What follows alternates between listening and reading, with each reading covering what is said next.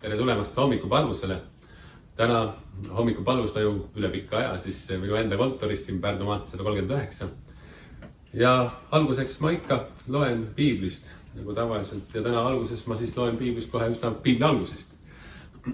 Siin teisest peatükist, kus siis on sellest, kuidas inimene, maailm on loodud, kuidas inimene on loodud Jumala poolt ja kuidas siis Jumal nüüd on pannud siis inimese eedinaeda elama ja kuidas ta annab siis talle ka keelu, mida ta ei tohi teha. Ja issand Jumal võttis inimese ja pani ta eedinaeda harima ja hoidma. Ja issand Jumal keelas inimest ja ütles, kõigist aiapuudest sa võid küll süüa, aga hea ja kurja tundmise puust sa ei tohi süüa, sest päeval, mil sa sellest sööd, pead sa surema. Niisiis andis Jumal ühe keelu Aadamale, Eevale, inimestele. Ja Jumala keelud või asjad ei ole sellepärast, et meile liiga teha. Ja kui me teame midagi oma elus, teame, mis Jumalale meeldi, siis on ikka hea nendest asjadest hoiduda. Sest see on kõik armastusest, Jumala armastusest meie inimeste vastu, et meile ei juhtuks midagi halba. Need algusmõtted ja siit edasi laulame 2 laulu.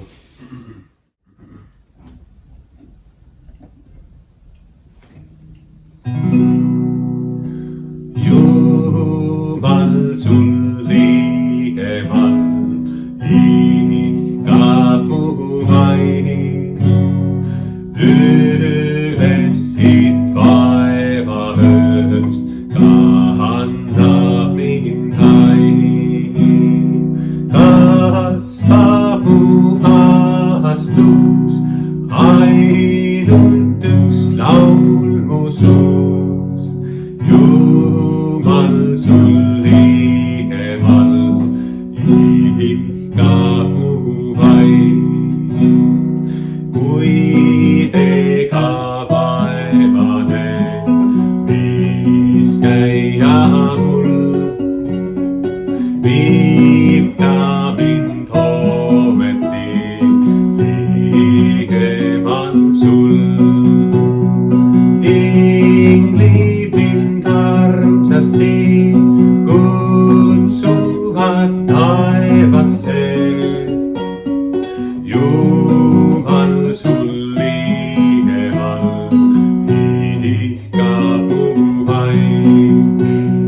Ja kui siit puhema kutsud sa mind koju, kus igavest leian ma sind, taevasse elama rõõmuga tulen ma. Jumal sul liigemal ihkab mu vaim.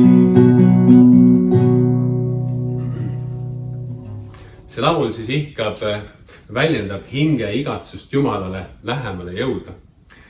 Nii maise valu kui katsumuste keskel ja ka igaviku lootuses on teiseks lauluks mul plaanitud laul, mida vist ei olegi siin laulnud. Jeesus, olen siin.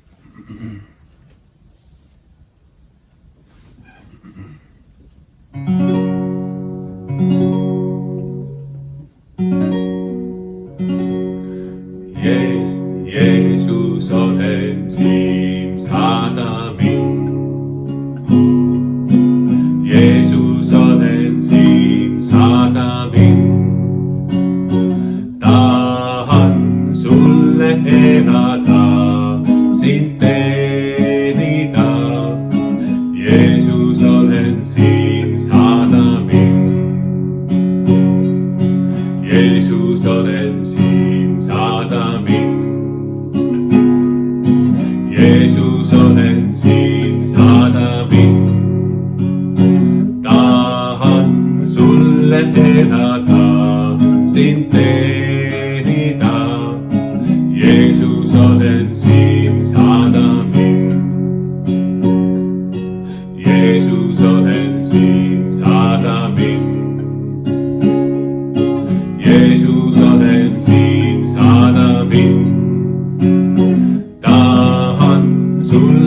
elada, sind teenida. Jeesus, olen siin, saada mind. See laul on võetud või lähtub Vanast Testamendis, on prohvet Jesaja, kellel on siis suhtlus Jumalaga. Ja seal ta siis väljendab, on siis nõnda kirjas. Ja ma kuulsin issanda häält küsivat, keda ma läkitan, kes meilt läheks. Ja ma ütlesin, vaata, siin ma olen, läkita mind. Ja prohvet ütles Jumalale, sest siin ma olen, läkita mind. Ja politseis, kui ma ükskord patrullis olin, siis ükskord me mõõtsime kiirust patrullkaaslasega. Ja seal kiirust mõõtes siis patrullkaaslane küsib mult, et Priidu, kas sa tead, kus piiblis on kirjas sellised sõnad, et keda ma läkitan, läkita mind. Ma siis mõtlesin tükk aega ja siis ma pakkusin mõningaid kohti. Ma mäleta, kas mul too hetk meelde tuli, et Jesaja raamatus nõnda kirjas oli. Aga ta ütles, et temal on ka see nagu eesmärk, et kui tuleb väljakutse, küsitakse eetris, et kes läheks, siis tema tunneb nagu ka piiblis nõnda kirjas on, läkita mind, siis tema tunneb ka, et tema tahab kutsele minna. Ja et minna siis võtta initsiatiivi ja minna appi, kui keegi vajab kuskil abi või on väljakutse. Mul teine lugu, tean ühte toredat kolleegi politseis ka üsna patrullis, aga kes on ka üsna palju vastu sõrmi saanud, sellepärast, et ta aktiivselt on läinud väljakutsetele, mis siis temale pole antud, aga ta on näinud, et see sinna tasuks minna, tuleks appi minna või siis väljakutse tuleks võtta enda peale. Ja mulle väga meeldib tema niimoodi aktiivsus, et ta läheb, võtab rohkem vastu neid väljakutseid, kui talle endale antakse. Ta aeg-ajalt saab küll võib-olla vastu sõrmi sellepärast, et talle ei kuku võib-olla nii hästi välja, kui võib-olla peaks, aga ta siiski ei nördi sellest, vaid ikka võtab, et ta julgus ei ole kadunud. Ta ikka läheb ja justkui läkita mind, tema ütleb, saada mind, mina lähen. Ma loodan, et ka meil niimoodi viga, kui meil läheme kuhugi välja kellegi appi, kedagi siis toetama, kuskil õigluse eest seisma. Ja kui meil see nii hästi välja ei tule, siis et me sellest ei nördiks, vaid ka edaspidi. Ei kaotaks julgust, vaid ikka läheks, aitaks ja püüaks anda enda hea osa. Nüüd lähen siis sõnumi juurde. Täna tahan ma jagada siis teiega sõnumit, mis on pärit juba piibli esimestest lehekülgedest.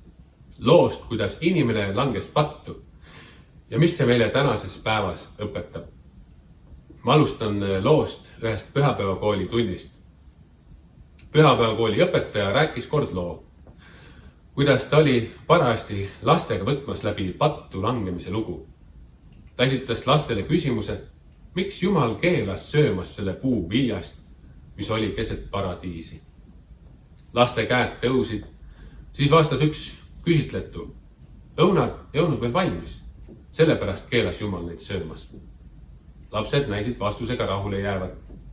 Ainult üks käsi tõusis, kui tal lubati rääkida, ütles ta eksimatu tõsidusega. Need olid aias kõige paremad õunad. Sellepärast tahtis Jumal neid üksinda süüa. See armas lugu peegeldab midagi väga tähtsat. Loomupärane kalduvus mõelda, et Jumal hoiab midagi head enda jaoks ega jaga seda meiega. Just selline kahtlus asus ka Aadama ja Eeva südamesse justkui, kui madu õhutas neid uskuma, et Jumal on kade nende peale ja tahab neid midagi imelist tagasi hoida. Kuid, armsad sõbrad, kas see on tõde? Ei, Jumal ei keela meile kunagi midagi sellepärast, et ta tahab meid millestki ilma jätta. Ta annab meile kõike, mis on elu ja õnnistuse jaoks vajalik. Iga tema käsk ja juhtnöör ei ole piirang, vaid armastuse väljendus. Ka tänapäeval ei ole madu ehk saatan oma meetodeid muutnud. Ta sosistab meile valesid, kas Jumal tõesti hoolib sinust. Kui Jumal sind armastaks, siis miks sa pead kannatama? Jumal ei taha, et sul oleks kõik, mida sa soovid. Ta õhutab meid kahtlema Jumala headuses ja tekitab tunde, et Jumala käskude järgimine piirab meie õnne ja vabadust. Kuid need on kõik valed. Saatan teab, et kui suudab meis kõigutada usaldust Jumala vastu, oleme haavatavad ja eksime kergemini ära tema tahtest. Näiteks kui vanem keelab oma lapsel puudutada tulist pliiti, kas ta teeb seda sellepärast, et tahab hoida lapse käest midagi põnevat ära?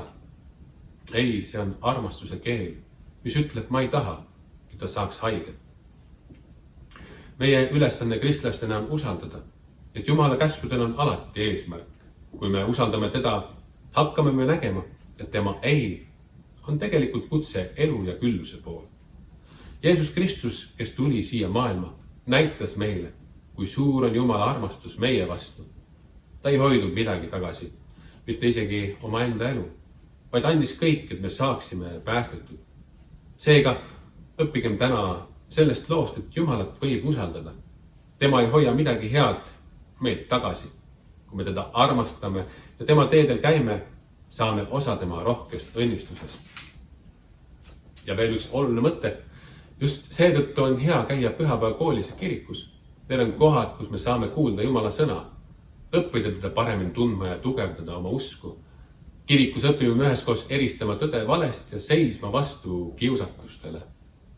Pühapäevakoolis saavad meie lapsed tugeva vaimuliku aluse, mis aitab neil kasvada Jumala kartuses ja armastuses. Samuti on väga oluline ise regulaarselt lugeda piiblit. Piibel ei ole lihtsalt vana raamat. See on elav Jumala sõna.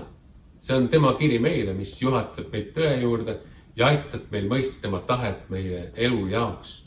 Kui me loeme piiblit, kõneleb Jumal meie südamele, juhatab meid õigel teel ja annab meile tarkust ja julgust eluks.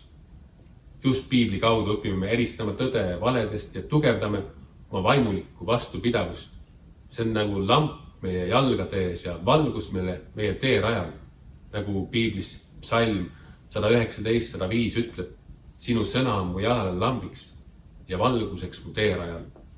Olgu see sõnum meile julgustuseks, et ka siis, kui me ei mõista kohe tema teid, võime toetuda tema vankumatule armastusele. Palvetame. Armas taevaisa, palun õpeta meid sind kõiges usaldama ning sinule toetuma.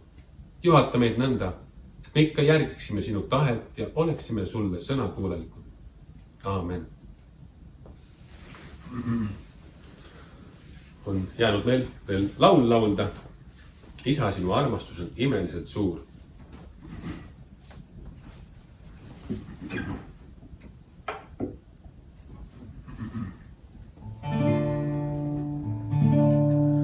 Isa, sinu armastus on imeliselt suur ja ma ei tea, kus ilma sinuta kord elada ma sain.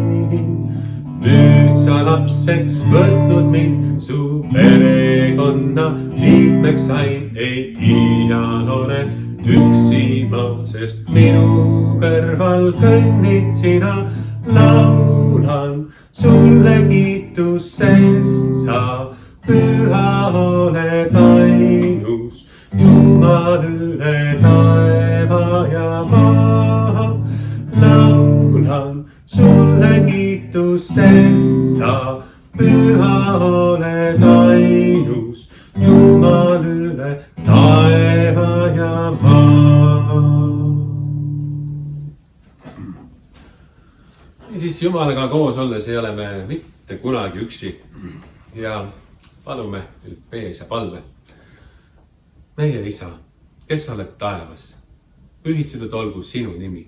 Sinu riik tulgu, sinu tahtmine sündigu, nagu taevas nõnda ka maa peal. Meie igapäevast leiba anna meile tänapäev ja anna meile andeks meie võlad, nagu meiegi andeks anname oma võlglastele. Ja ära saada meid kiusatusse, vaid päästa meid ära kurjast, sest sinu päralt on riik ja vägi ja au igavesti. Aamen. Ja ma annan edasi Jumala õnnistuse. Issand, õnnistagu meid ja hoidku meid. Issand, lasku oma pale paista meie peale ja olgu meile armuline. Tõstku oma pale meie üle ja andku meile oma rahu. Jumala isa, poja ja püha vaimu nimel. Aamen.